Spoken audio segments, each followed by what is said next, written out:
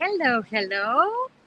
Thank you very much for clicking on our QR code. Greetings, my name is Mateja and I'm a local guide from Ljubljana, and I would like to share with you the story of this anchor that you just stopped by. So allow me to, let's say, flip the lens that you are going to see more about the details that I would like to present to you. So we are actually now on Congress Square. There is a video on demand if you would like to know more about this green, lush area in the vicinity of the city center. And as I said, I'm very glad that you noticed the anchor, which might be a surprise for you, right?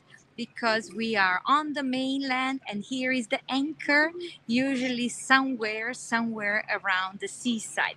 Well, this anchor is actually reminding us that Slovenia has also some access to the sea, 46 kilometers, 30 miles, right?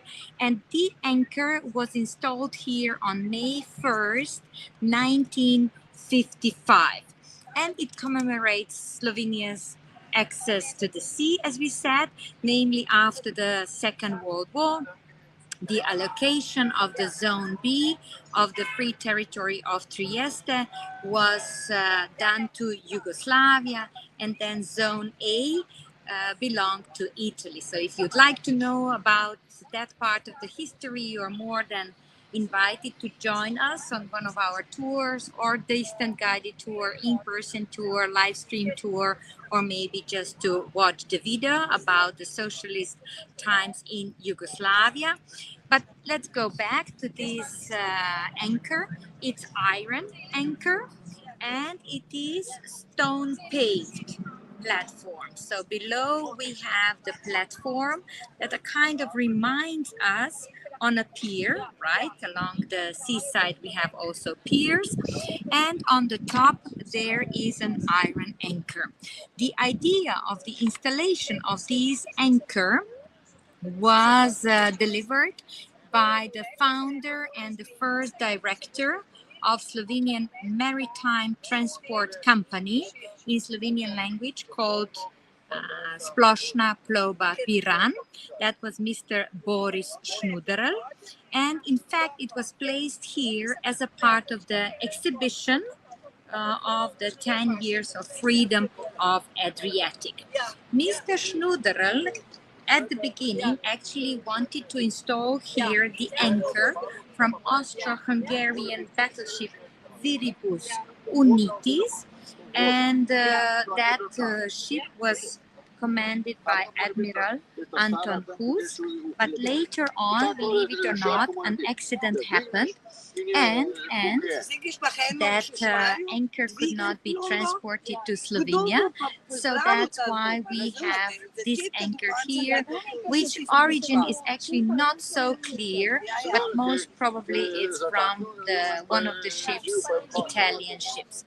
Well, you stopped here next to the sign, so let me come closer. It's written in Slovenian language, but just that you understand that here are the words, that this is actually something that reminds us of the Slovenian access of the sea.